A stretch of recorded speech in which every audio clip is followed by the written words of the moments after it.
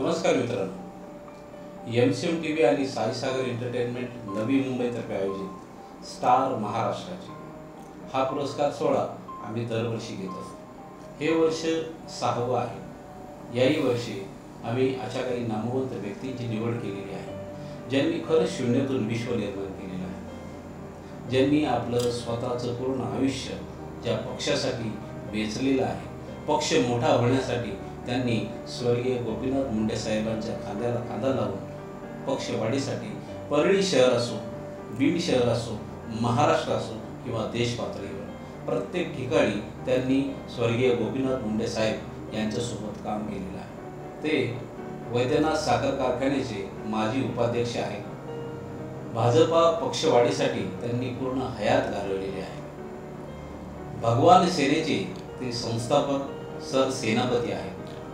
ST महामंडळाचे ते माजी मेंबर होते। ज्यावेळेस ते एसटी महामंडळाचे मेंबर होते त्यावेळेस त्यांनी तळागाळातील गोरगरीब विद्यार्थ्यांना, गरजूंना त्यांनी रोजगार मिळवून दिला, अनेकांना त्यांनी नोकऱ्या मिळवून दिल्या। तर जाणून घेऊयात माननीय श्री फुलचंद एडबाजी कराड सर, परळी, भाजपाचे ज्येष्ठ नेते आहेत। त्यांच्या आतापर्यंतचा इतिहास आणि त्यांचा संघर्ष जाणून घेऊया। सर नमस्कार। नमस्कार। प्रथमतः आपणास हार्दिक शुभेच्छा। आभारी आहे सर। आपण भाजपा पक्षवाढीसाठी आपली पूर्ण हयात घालवली। स्वर्गीय गोपीनाथ मुंडे साहेब यांच्यासोबत आपण खांद्याला खांदा लावून काम केलं। सर मला असा प्रश्न विचारायचा की तुम्हाला राजकारणात यावं असं का आणि कधी वाटलं? मला राजकारणात यावं वाटलं ते नंबर एक, माझे आजोबा प्रसिद्ध शेतकरी होते आणि ते सामाजिक कार्यकर्ते पण होते आणि दरम्यानच्याच काळामध्ये लोकसभेच्या निवडणुका लागणार होत्या आणीबाणीनंतर आणि त्यावेळेस मुंडे साहेबांचं नाव चर्चेत आलं होतं की ते लोकसभा लढवणार। मी कॉलेजला शिकायला होतो। माझ्या आजोबांनी त्यांची सभा जिरेवाडी म्हणून गाव आहे तिथे ऐकली आणि त्यांनी मला येऊन सांगितलं की गोपीनाथ मुंडे सारखा एक तरुण नेता इथे आलेले आहेत, फुलचंद तू त्यांच्यासोबत काम कर। आणि मला नोकरी करायची नव्हती, गुत्तेदारी करायची नव्हती। माझ्या डोक्यात सुद्धा लोकांचं भलं करण्यासाठी, सामान्य माणसाचे प्रश्न सोडवण्यासाठी जे क्षेत्र आहे ते म्हणजे सोशल वर्क, ते म्हणजे राजकारण। आणि ज्या राजकारणातून सत्तेत आपण गेल्यावर अनेक कामं गोरगरिबांची करू शकतो यासाठी मी हे क्षेत्र निवडलं। त्याला कारण गोपीनाथरावजी मुंडे साहेब आहेत, त्यांच्यामुळे मी राजकारणात आलो आणि मला माझ्या आजोबाची प्रेरणा होती। आणि मग कुणालाही जर एखादं सामाजिक काम करायचं असेल, सोशल वर्क करायचं असेल तर त्याला गॉडफादर लागतो, त्याला नेता लागतो आणि म्हणून मला मुंडे साहेबांसारखा नेता मिळाला आणि मी राजकारणात आलो। साहेब आज स्वर्गीय गोपीनाथ मुंडे साहेब नाही, यांच्याबद्दल काय वाटतं? मी शब्दात सांगू शकत नाही। मुंडे साहेबांसोबत आयुष्यभर मी काम केलंय, 35 वर्ष काम केलंय। मुंडे साहेब जे जीव लावत होते कार्यकर्त्यांना, प्रेम देत होते, तर असा नेता मी बघितला नाही महाराष्ट्रभर, देशातही नाही। तर मुंडे साहेब गेले नसते तर ते मुख्यमंत्री झाले असते आणि ते मुख्यमंत्री झाले असते आणि महाराष्ट्राचा खूप मोठा विकास त्यांच्या हातून झाला असता आणि कार्यकर्त्यालाही परळीतल्या, बीड जिल्ह्यातल्या प्रचंड मान सन्मान मिळाला असता आणि जे कार्यकर्ते आयुष्यभर रक्ताचं पाणी करून लढले त्यांचं काहीतरी भलं झालं असतं त्यांचंही। जसं की माझं सुद्धा मुंडे साहेब जर असते तर मी सुद्धा कुठल्या कुठं असतो। साहेब भाजपा पक्षवाढीसाठी आपण परळीतून कशी सुरुवात केली आणि जी देश पातळीपर्यंत तुम्ही त्यांच्यासोबत संघर्ष यात्रेमध्ये होता, अनेक आंदोलनं केली, उपोषणं केली, याबद्दल थोडक्यात? आदरणीय प्रमोदजी महाजन साहेब, आमचे दैवत आदरणीय गोपीनाथरावजी मुंडे साहेब, जेव्हा जनसंघ होता तेव्हापासून ते इकडे यायचे, संपर्क करायचे आणि त्यानंतर फक्त जनसंघाचं काम कुठे होतं, एक परळी आणि धारूर. नंतर जनता पार्टी झाली आणि त्यावेळेसही परळीपासूनच काम सुरू झालं. मी पहिल्यांदा तालुक्याचा सरचिटणीस होतो. त्याच्या अगोदर युवा मोर्चाचा आंबेजोगाई तालुका होता तेव्हा.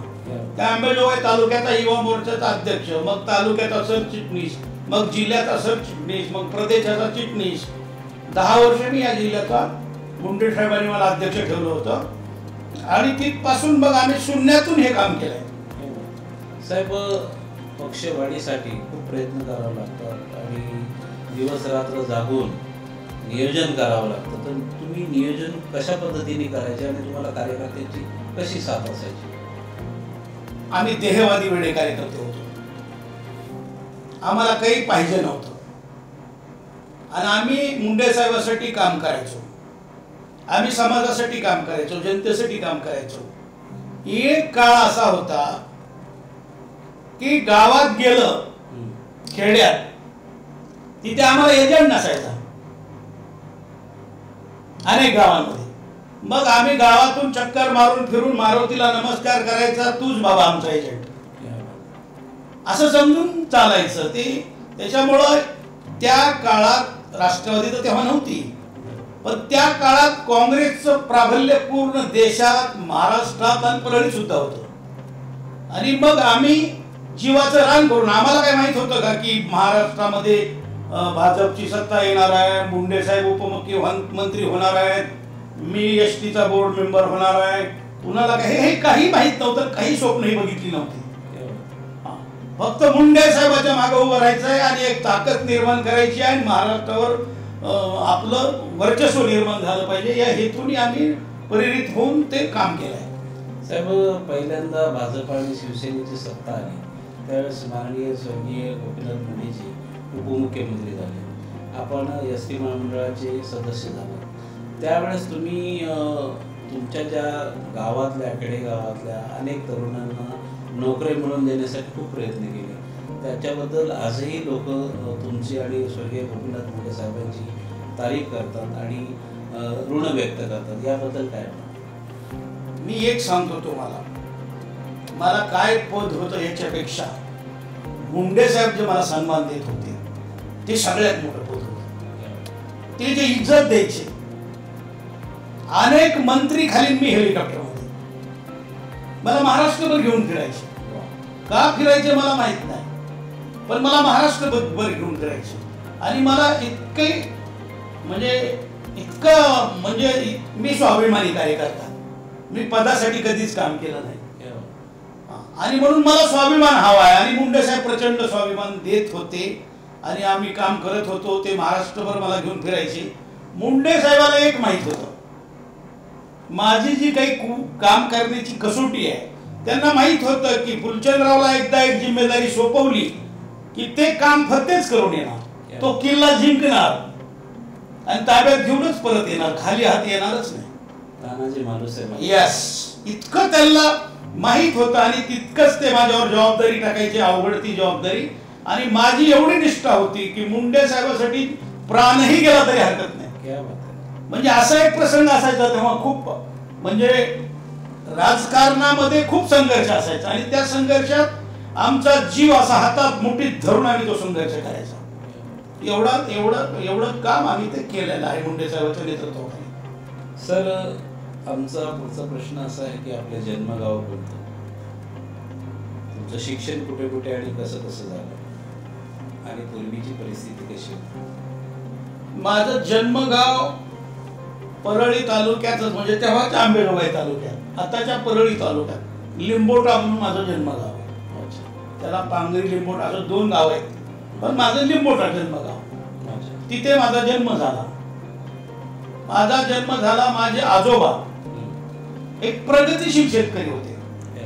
माझे वडील तेही प्रगतिशील शेतकरी.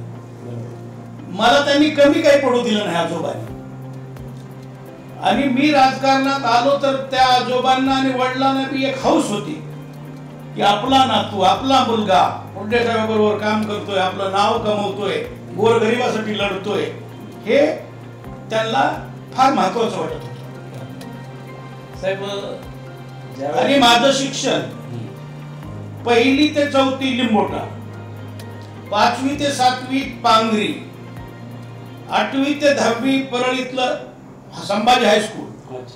हा, आणि नंतर मग ग्रॅज्युएट जे झालो मी 11वी 12वी पुढचं शिक्षण वैद्यनाथ कॉलेज. साहेब प्रत्येकाचं एक स्वप्न असतं की तुम्ही प्रगत शेतकरी होता, घरचं सदन परिवार होता, परंतु बऱ्यापैकी आणि त्या काळामध्ये तुम्ही स्वतःला राजकारणात झोकून दिलं. कारण राजकारणाचं सुरुवातीला जो पक्ष तुमचा म्हणजे भाजपा पक्ष होता त्या काळामध्ये एवढा काही प्रभावित नव्हता आणि लोकांपर्यंत तो पोचत नव्हता, परंतु त्या काळात तुम्ही त्या पक्षामध्ये जाण्याचं धाडस कसं काय केलं? नंबर 1 म्हणजे मी परत ते सांगितलं की माझ्या आजोबाला एक सामाजिक कार्याची आवड होती. ते कोण्याही गरीबाचं लग्न जमवायचे, गरीबाच्या ऐपत नसली तर ते मुलीचं लग्न करून द्यायचे. आणि माझे आजोबा एक वचनी एक पत्नी, एक शब्द बोलला की ते कढीला काढायचे. आणि माझ्या आजोबांनी प्रेरणा दिली की मी कसं खरं वागावं. म्हणजे मी आजोबाच्या ह्याच्यावर घडलो सुरुवातीला की म्हणजे खोटं बोलायचं नाही, खरं वागायचं, बाकी चुकीच्या गोष्टी करायच्या नाही हे. आणि त्याला जोड मुंडे साहेबांचं नेतृत्व मला मिळालं आणि तेही नेतृत्व इतकं स्वच्छ होतं आणि एवढं कर्तबगार होतं की या दोन्ही कॉम्बिनेशननी मी राजकारणात आलो. आणि मला नोकरी करून कुणाच्या खाली गुलामगिरी करायला आवडत नव्हतं. नोकरी मला आवडतच नव्हती. विनाकारण कुणाच्या हाताखाली गुलामगिरी करायच्यापेक्षा शेती केलेली बरी. त्याच्यानंतर मला गुत्तेदारी करणे आवडत नव्हतं. पैसे कमवणं माझं उद्दिष्ट जीवनात नव्हतं, नाही तर मी मोठा गुत्तेदार झालो असतो. हेही नव्हतं. माझ्या डोक्यात एकच फीड बसलेला आजोबांमुळे आणि मुंडे साहेबांमुळे, समाजसेवा. एक समाजसेवा. साहेब तुम्ही एक भगवान सेना नावाची एक संघटना स्थापन केलेली आहे, ज्याचे आपण सरसेनापती आहात आणि संस्थापक आहात. या सेनेबद्दल आपलं काय आणि कसं नियोजन आहे? मी एकदा मुंडे साहेबाला म्हटलं की साहेब, भगवान बाबा आपले जे संत आहेत त्यांच्या नावावर समाज एकत्र येऊ शकतो. तेव्हा समाज मुंडे साहेबांच्या नेतृत्वाच्या अगोदर, आमच्या नेतृत्वाच्या अगोदर समाज विखुरलेला होता, म्हणजे वेगवेगळ्या पक्षांमध्ये होता. आणि पण सगळेजण मानायचे भगवान बाबा. आणि तेव्हा शिवसेना इतक्या जोरात होती, बाळासाहेब ती शिवसेना असं भडाक, वंजाऱ्याचे पोरं पण पळायचे शिवसेनेत. आणि मला जरा भगवान बाबाबद्दल मुंडे साहेबांना आदर होता, मलाही होता. बाबा फार मोठे संत आहेत, राष्ट्रीय संत आहेत बाबा. आणि त्या बाबाच्या नावावर संघटना जर काढली, असं माझी कल्पना आली, संघटना काढली तर आपल्याला काम करता येईल समाजामध्ये. आणि म्हणून मग मी मुंडे साहेबांची परवानगी घेतली, भगवान गडावर गेलो. मी तिथं हजारो पोरं जमा केले, कल्पना मांडली की आपण भगवान सेना करूया आणि सामाजिक कार्य त्यातून करूया. मग कुठल्याही समाजाचा असू द्या, कुठल्याही जाती धर्माचा असू द्या, ते भगवान सेने मार्फत करायचं. 1989ला मी भगवान सेना काढली, भगवान गडावर काढली. आणि त्याला एवढा प्रचंड प्रतिसाद मिळाला की महाराष्ट्रभर ही भगवान सेना, मी सरसेनापती, संस्थापक सरसेनापती, मुंडे साहेब आमचे मार्गदर्शक, देवरावांना ढाकणे आमचे मार्गदर्शक. आणि या संघटनेला इतकं महत्व आलं की संबंध महाराष्ट्रात ही संघटना, आणि या संघटनेच्या रूपाने मुंडे साहेबांच्या पाठीमागे एक जबरदस्त ताकद उभी राहिली. साहेब, ज्यावेळेस तुम्ही पक्षामध्ये काम करत असताना, कारण की पूर्वीचे जे कार्यकर्ते होते आणि आताचे कार्यकर्ते याच्यामध्ये आता बराचसा फरक आहे, याबद्दल आपलं मत? तुम्ही लयच पुढाला हात घातला आहे. प्रश्न असा आहे की पूर्वी असं राजकारण होतं की शब्दाला किंमत असायची. नेत्यांनी दिला शब्द तर ते पाळायचे, कार्यकर्त्यांनी दिला शब्द की मी तुमच्याकडून आहे ते कार्यकर्ते पाळायचे. म्हणजे कसल्याही अपेक्षा न बाळगता समोर एक देह ठेवून, मग त्या नेतृत्वावर निष्ठा, पक्षावर निष्ठा ठेवून मला काही हवं नाही, काकत स्वप्न मांडून चालायचं आणि ते काम करीत राहायचं. हे निस्वार्थी कार्यकर्ते होते. आणि हे कार्यकर्ते जे लढत होते, मला माहित आहे मुंडे साहेबांनी जी 1978ला पहिली विधानसभा लढली, 1980ला दुसरी विधानसभा लढली, तेव्हा मी पण टेम्पोत बसून प्रचार करीत होतो. टेम्पो असतो ना आपला बरोबर. 4 चाकावाला, तो टेम्पो, आणि त्या टेम्पोत बसायचं, महाग 100 पोरं बसवायचे, गाडीच्या खाली उतरायचं आणि गावात फक्त गोपीनाथ मुंड्याचा, मुंडे म्हणायचे नाही तेव्हा, असे एक आमचे विजय असो, मी पुढे म्हणणार आणि ते मागे म्हणणार, विजय असो, गोपीनाथ मुंडेचा विजय असो, हे काम आम्ही करीत राहिलो. त्यावेळेस मला सुद्धा काय वाटलं होतं, माझी अपेक्षा नव्हती काहीतरी व्हावं आणि व्हावं, आणि असेच कार्यकर्ते होते गावोगाव, असेच सरपंच होते, असेच चेअरमन होते, असेच युवक होते की जे निस्वार्थीपणाने चालत होते. आता पूर्ण बदललंय. आता राजकारणामध्ये इतका विचित्र प्रकार झालाय की आता धड नेता शब्द पाळीत नाहीत, धड कार्यकर्ते शब्द पाळीत नाहीत. म्हणजे राजकारणाचं काय म्हणायचं त्याला, सगळं ते स्वार्थीपणा येऊन गेलाय. सगळा राजकारणाचा बाजार मांडलाय. प्रलोभन, कार्यकर्त्याला प्रलोभन देईल तो कार्यकर्ता त्याचा जय. इकडं नाही काम झालं की निघाले, तिकडं नाही नीट वागणूक झाली की इकडं. म्हणजे अशा पद्धतीने आजकाल कोण थांबायलाय मला सांगा. मी 40 वर्ष 30-35 वर्ष मी थांबलो, असे माझ्यासारखे अनेक कार्यकर्ते थांबले. आज तर या पार्टीनं नाही, काँग्रेसने नाही तिकीट दिलं का, निघालो भाजपमध्ये. भाजपने नाही दिलं का, निघालो राष्ट्रवादीवर. राष्ट्रवादी नाही दिलं का, निघालो शिवसेनेमध्ये. थांबायलाच कोणी तयार नाही. कोण्या नेतृत्वावर निष्ठ ठेवायला कोणी तयार नाही, निस्वार्थीपणाने पक्षावर नाही.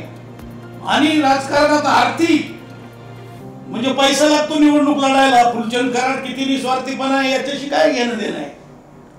कोण किती पैसा खर्च करतो निवडणुकीमध्ये, याला सुद्धा खूप मोठा अँगल आहे. साहेब, तुमची खंत खरंच ती आजच्या परिस्थितीला योग्य आहे. कारण की प्रत्येक कार्यकर्त्याला असं वाटतं की मला काय, मी ज्या पक्षासाठी काम करतोय, माझ्यासाठी काय, मी जो वेळ देतोय त्यातून माझं कसं भलं होईल, हे प्रत्येकाची वैयक्तिक मतं असतात. कारण की सगळेच कार्यकर्ते तसे नसतात. आजही बरेचसे लोक पक्षाचं ध्येय, धोरणं आणि नियम मानणारे आहेत. त्याच्यापैकी 80% लोक तसे आहेत आणि 20% तसे आहेत. तर आपण त्या विषयाला पाटा न फोडता आपण पुढच्या विषयाकडे बोलू. सर, परळी शहरामध्ये तुम्ही तुमच्या नेतृत्वात, जसं की स्वर्गीय गोपीनाथ मुंडे उपमुख्यमंत्री होते, त्या काळात तुम्ही त्यांच्या हातून परळी शहरामध्ये काय काय योजना आणाव्यात आणि तुम्ही त्या कशा आणल्यात, जो परळीचा विकास कसा घडला. मुंडे साहेब जेव्हा उपमुख्यमंत्री झाले तर तेव्हा परळीच्या, बीड जिल्ह्यातल्या लोकांच्या आशा पल्लवित झाल्या होत्या. बरोबर. आणि बाजारपेठेतले व्यापारी सांगतात आजही की मुंडे साहेब जेव्हा उपमुख्यमंत्री होते तर इतकं बाजारपेठ चालायची, म्हणजे आर्थिक इथे उलाढाल व्हायची मोठ्या प्रमाणात. आणि मुंडे साहेबांनी काही ज्या गोष्टी केल्या परळी तालुक्यात आणि परळी, त्यामध्ये शुगर फॅक्टरी, साखर कारखाना इथं जो आणला तो माझ्या गावी आहे, लिंबुठ्याला, पांगरीला. 13 दिवसाचं सरकार आलं अटल बिहारी वाजपेयी साहेबांचं. आणि त्या 13 दिवसामध्ये मुंडे साहेबांनी मला म्हणले, चला फुलचंदराव दिल्लीला. म्हणलं कशाला, म्हणले आपल्याला कारखाना आणायचा आहे. म्हणलं सर आणखीन तिथं 13वी 12वी दिवस 10वी दिवस झाले नाही तर ते पंतप्रधान होऊन आपण कसं जाऊ. नाही नाही, चल. गेलो महाजन साहेबाच्या घरी, गेलो महाजन साहेबाला घेऊन दुसऱ्या दिवशी गेलो.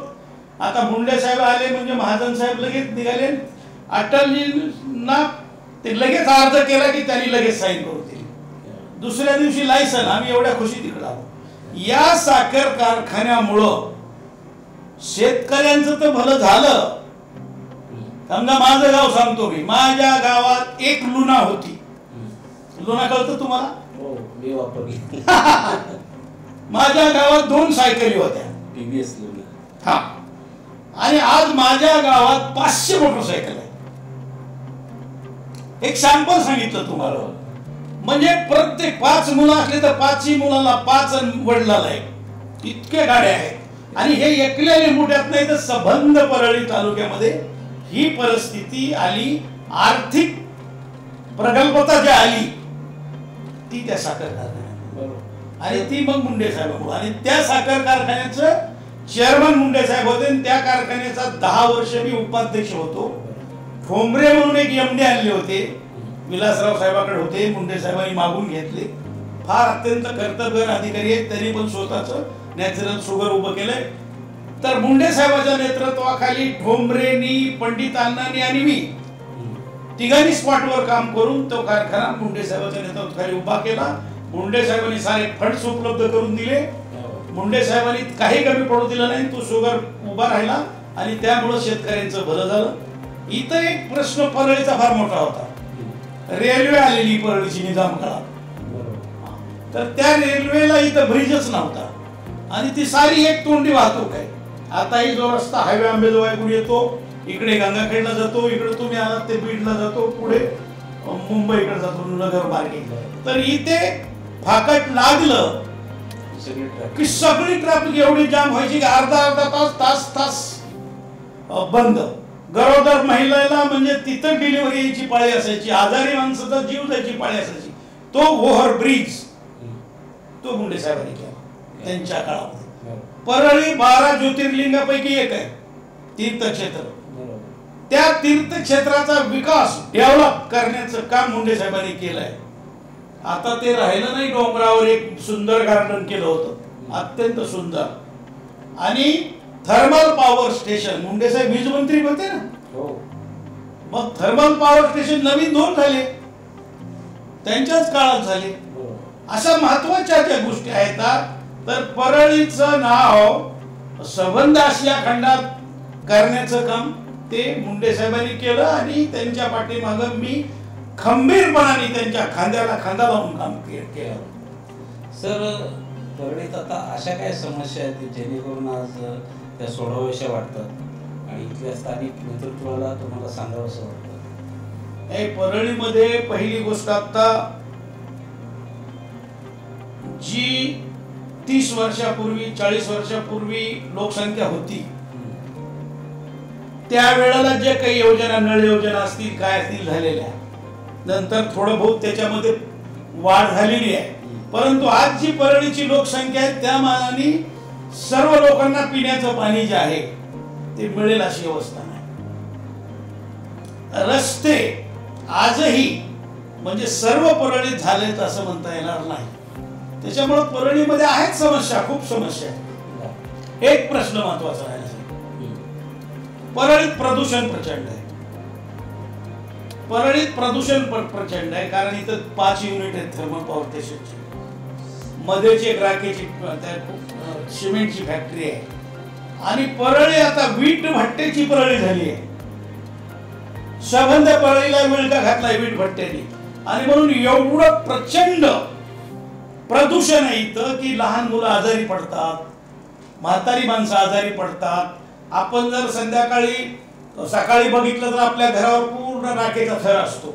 आपली 2 व्हीलर 4 व्हीलर समोर लावली तर त्याच्यावर राखेचा थर असतो. आता कोरोनाने जे हे आणलंय का, हे काय याला म्हणतात मास्क, म्हणजे देवाने कसं बघा, हे नसतं ना तरी ऐकू आलं असतं माणसाला ह्या छिद्राने. हे का परमेश्वराने दिले काम, त्याला माहित होतं कोरोना येणार आहे आणि मग मास्क कुठं अडकायचा, इथंच अडकायचा.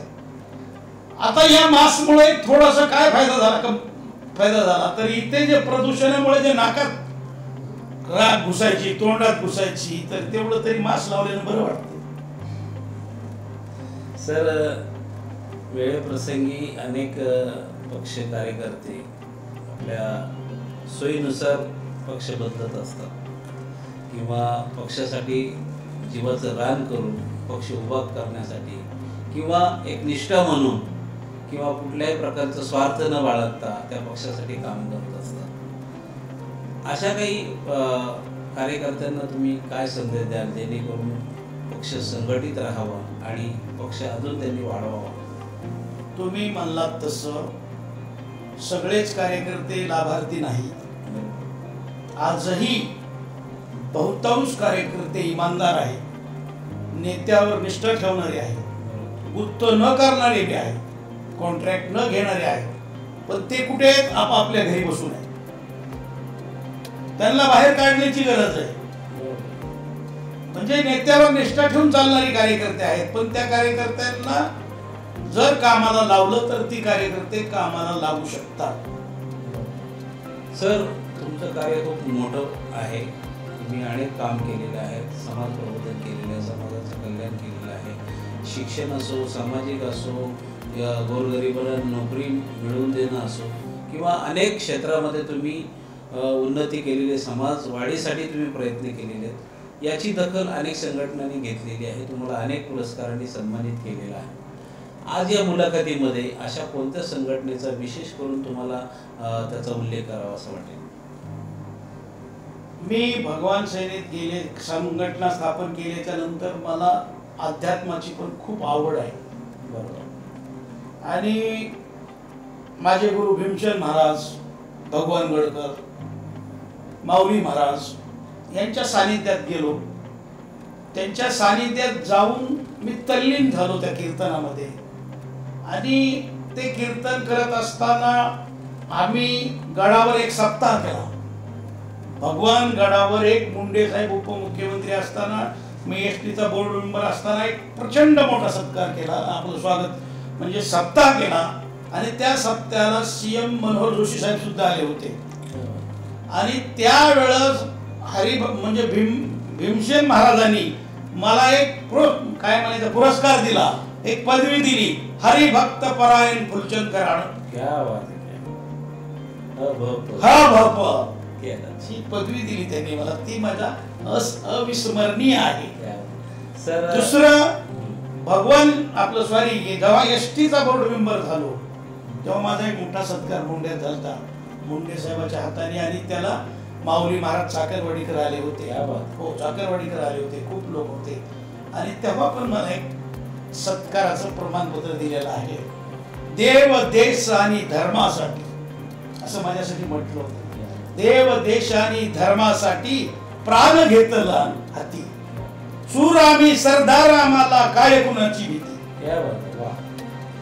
सर, या मुलाखतीमध्ये कारण परिवार जर पाठीशी नसता तर आज तुम्ही या पदापर्यंत पोहोचला नसता किंवा बिनधास्तपणे तुम्ही पक्षवाढीसाठी काम केलं नसतं. तर आज या मुलाखतीत परिवाराविषयी काय ऋण व्यक्त कराल?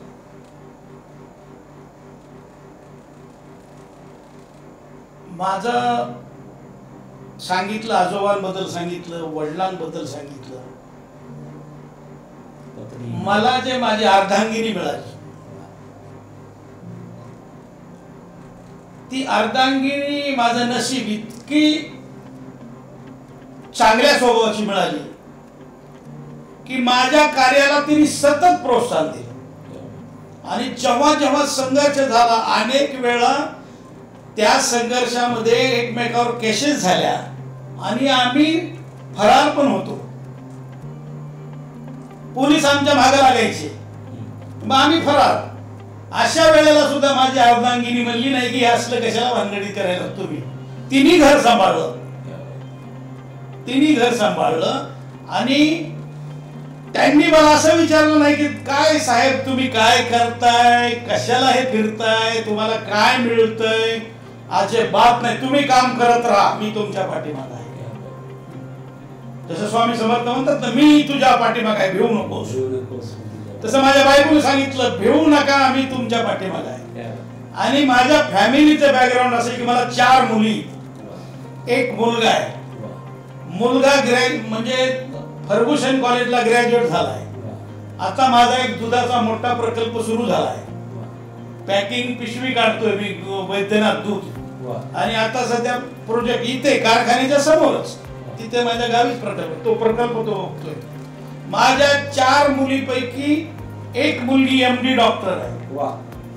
तिचे मिस्टर MD सर्जन आणि सुपर स्पेशालिस्ट झाले, किडनी प्रत्यारोपण कोचीला. आणि आता ते मुंबईला आले. ते माझे एक मोठे जावई बॉर्डर सिक्युरिटी फोर्स मध्ये डेप्टी कमांडर आहे. देशाचे संरक्षण करतात, देशाचं, याचा मला अभिमान आहे. आणि ती मुलगी, त्यांची विशेष जी आहे ती BEd आहे, BA पण ती सर्व्हिस करीत नाही. माझ्या 2 मुली इंजिनियर आहेत. एक मुलगी IT ब्रँच मध्ये इंजिनियर होऊन MBA झाली आहे. तिचं यावर्षीच लग्न झालं, तिथेच केलं मी गावाकडे. आणि त्या मुलीचे मिस्टर आहेत ते इंजिनियर आहेत आणि रिलायन्स कंपनीमध्ये आहेत. ते इंजिनियर आहेत मोठे. आणि दुसरी एक मुलगी माझी केमिकल ब्रँच मध्ये इंजिनियर झाली आहे. दोघी बी पुण्यातच इंजिनियर झाल्या, एक सिंहगडला आणि एक VIT ला. आणि तो जावाई अमेरिकेची एक कंपनी पवईला तिथे ते सर्व्हिस करताय. म्हणजे सर तुम्ही आता बोलल्याप्रमाणे शूर आम्ही सरदार कमाला काय कुणाची भीती. जावई तुमचे सैन्यात आहे, परत मुली पण उच्च शिक्षित आहेत, मुलगाही कर्तबगार आहे, आता जे की दूध कारखाना फॅक्टरी चालू करणार आहे. हे तुमचं सगळं व्यवस्थित आहे, आनंदी आनंद आहे. हो. भविष्यात समजा राजकारणात संधी पुन्हा मिळाली तर याल का? आता पंकजाताई माझ्या नेते आहेत, त्यांच्या नेतृत्वाखालीच आता सध्या भाजपमध्ये काम करतोय. आणि मुंडे साहेब जसं प्रेम करायचे तसं आमच्या वहिनी प्रज्ञा वहिनी त्यांच्या मिसेस त्यांनी खूप जीव लावलाय भाऊ भाऊ म्हणून आम्हाला प्रचंड. आणि आजही काही वाटलं मला तर प्रज्ञा वहिनीकडे जाऊन बोलत असतो. आणि माझ्या मुलींबद्दल प्रज्ञा वहिनीला बी पंकजाताईला बी खूप गर्व आहे. अरे फुलचंद काकाच्या मुली काय शिकल्या, वा वा वा. आणि परत जर मला राजकारण, मग मी राजकारण कायम करणार आहे, सोडणार नाही, अजिबात सोडणार नाही. मी समाजसेवा आयुष्यभर करणार आहे. आणि मी काही तुकाराम महाराज नाही, काही मिळालं तर घेणार आहे. सर MCM TV आणि साई सागर एंटरटेनमेंट तर्फे तुमच्या कार्याला सलाम म्हणून आम्ही जो तुम्हाला स्टार महाराष्ट्राचे हा पुरस्कार देणार आहे, याबद्दल आपलं मत काय? मला कळलंच नाही की तुम्ही कुठून माझी माहिती मिळवली, कशी मिळाली. मला तर कुणीच काही विचारलं नाही. मला जे डायरेक्ट निरोप आला तर तुम्ही माझी मुलाखत घ्यायला आलाय, असा डायरेक्ट निरोप आला 2 जणांकडे. त्यांची नावं सांगू शकेल मी, किंवा त्याची आवश्यकता नसेल तर नाही. आमचे फटाले सर आणि आमचे पाटलू बाबुंगे ते म्हणाले की असं असं ते स्टार महाराष्ट्राचं म्हणून ते चाललंय तुमच्याबद्दल काहीतरी निवड होणार आहे वगैरे वगैरे. काय मला माहितच नाही. पण मला कमाल वाटली की तुम्ही माझ्याबद्दल तुम्हाला काही माहिती नसताना, फुलचंद कराड तुम्ही पाहिला नसताना, तुमच्या चॅनलनी पाहिला नसताना, माझ्याबद्दलचं तुम्ही तिथून नाव काढलं मुंबईतून, आणि तुम्ही इथपर्यंत येऊन माहिती मिळवली, आणि तुम्ही मला पारितोषिक देण्यापर्यंत आलात, आणि आज मुलाखत झाली, याबद्दल तुमचं कौतुकच करावं लागेल. सर नवीन येणाऱ्या काही व्यावसायिकांना आणि तरुणांना तुम्ही काय संदेश द्याल? ते म्हणजे खरं महत्वाचंच बोललात तुम्ही. मला नोकरीवाले बाबा म्हणते पत्रकार. म्हणजे मी इतक्या नोकऱ्या दिल्या, मला वाटत नाही नोकरी दिल्या असतील. मी ST महामंडळामध्ये जेव्हा होतो तेव्हा काय होतं माहितीये का, वेळ आहे ना बोलू शकतो.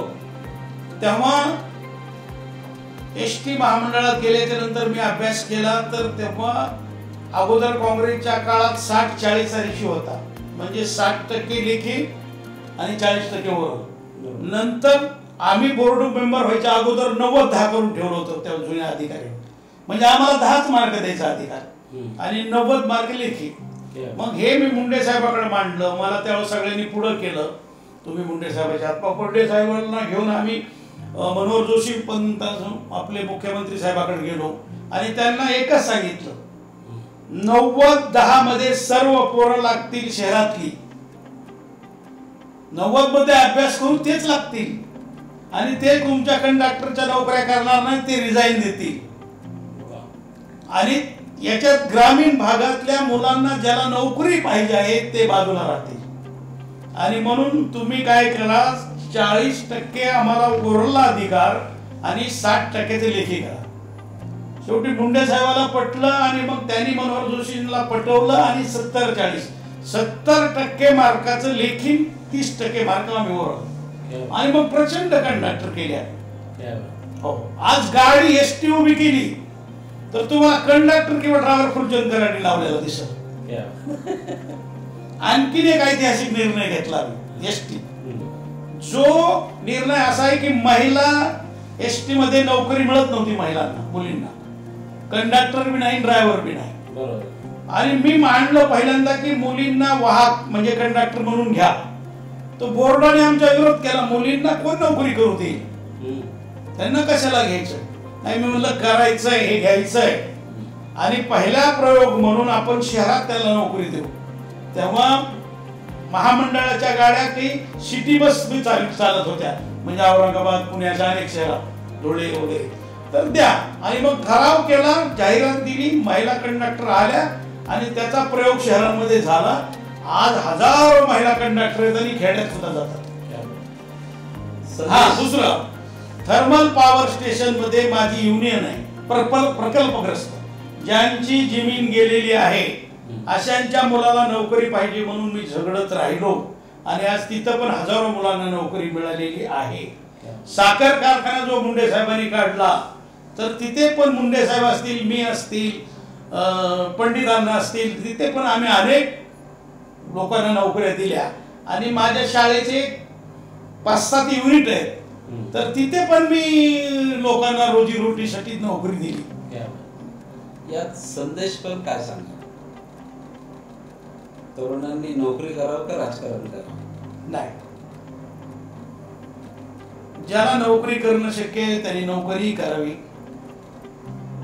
ज्याला बिझनेस करणं शक्य आहे त्यांनी बिझनेसही करावा.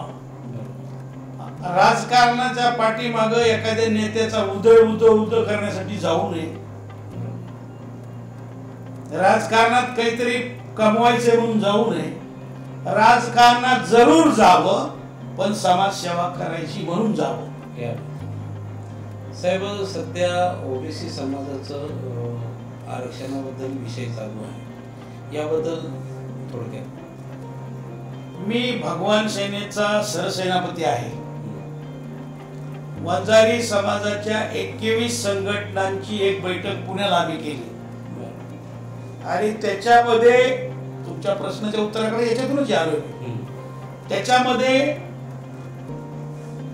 मुख्य समन्वयक म्हणून महाराष्ट्राचं माझी निवड झालेली आहे. आणि मग आम्ही काम सुरू केलंय. म्हणजे ओबीसीचा प्रश्न वेगळा आहे, ईएनटी व्हीजेएनटीचे प्रश्न वेगळे. त्या व्हीजेएनटी मध्ये वंजारी समाज येतोय. आम्हाला 2% आरक्षण आहे. किती टक्क्याचं? ईएनटी अ ब क ड मध्ये आम्ही येतो. 2% आरक्षण आहे. मी एसटी जागा भरत असताना सुद्धा ह्या अडचणी आल्यात आणि म्हणून 2% वंजारी समाजाला परवडत नाही म्हणून आम्ही मागणी केली की प्रवर्ग रद्द करा. एनटी अ ब क ड प्रवर्ग रद्द करून जागा वाढवून द्या, अन्यथा बॅक टू ओबीसी. आम्ही ओबीसी मधलेच आहे. आताही केंद्रात आम्ही ओबीसीत आहे, बरोबर, मध्ये आम्ही ओबीसीतच होतो, मग आम्हाला ओबीसीत टाका. हा झाला एक मुद्दा एनटी वाल्यांचा. ओबीसीचा लढाई आम्ही लढतोय आणि ते लढणं गरजेचं आहे. आता ओबीसीची मी वज्रमूठ झाली आहे, एक झालाय ओबीसी आणि होण्याची गरज आहे. जसं मराठा समाज एकत्र झाला, त्यांचं अभिनंदन, त्यांना आरक्षण मिळालं, मध्ये कोर्टाने रद्द केलं आणि त्यांना मिळावं, त्याच्याबद्दल आमचा पाठिंबा आहे. पण आमचं ओबीसीचं आरक्षण कमी करू नये, त्याच्यातून कुणाला देऊ नये. आणि आता तर राजकीय आरक्षणच आमचं काढून घेतलंय. ओबीसीचं जे राजकीय आरक्षण होतं, म्हणजे आम्ही महापौर कधीच झालो नसतो, पण त्या आरक्षणामुळे महापौर झाले आमचे ओबीसीचे लोक, नगराध्यक्ष झाले, जिल्हा परिषद अध्यक्ष झाले, पंचायत समितीचे सभासद झाले, सरपंच झाले. या स्थानिक स्वराज्य संस्थेवर आम्हाला आरक्षणामुळे जाता येतं, अन्यथा आम्हाला कोणी जाऊ दिलं नसतं. म्हणून आमचं राजकीय आरक्षण परत कायम ठेवावं ही सरकारकडे मागणी आहे. केंद्र सरकार असेल नाही तर राज्याचं सरकार असेल, हे दिलं पाहिजे. नाही दिलं तर ओबीसी उद्रेक झाल्याशिवाय राहणार नाही. धन्यवाद साहेब, आपण वेळात वेळ काढून आमच्या सगळ्या प्रश्नांची आपण सखोलपणे अशी उत्तरं दिली. तुमच्या मनातले कार्यकर्ता कसा असावा, कार्यकर्त्यांना कसं काम करावं, जी नवतरुण मंडळी आहे त्यांनी व्यापार, उद्योग आणि शिक्षणाकडेही लक्ष दिलं पाहिजे, याबद्दलही आपण बोललात. तुमच्या परिवाराबद्दल तुम्ही जी ऋणता व्यक्त केली, कारण की परिवार नसता तर आज तुम्ही या पदापर्यंत नसतात, त्याबद्दल तुमच्या परिवारांनाही आमच्या MCM TV तर्फे लक्ष शुभेच्छा.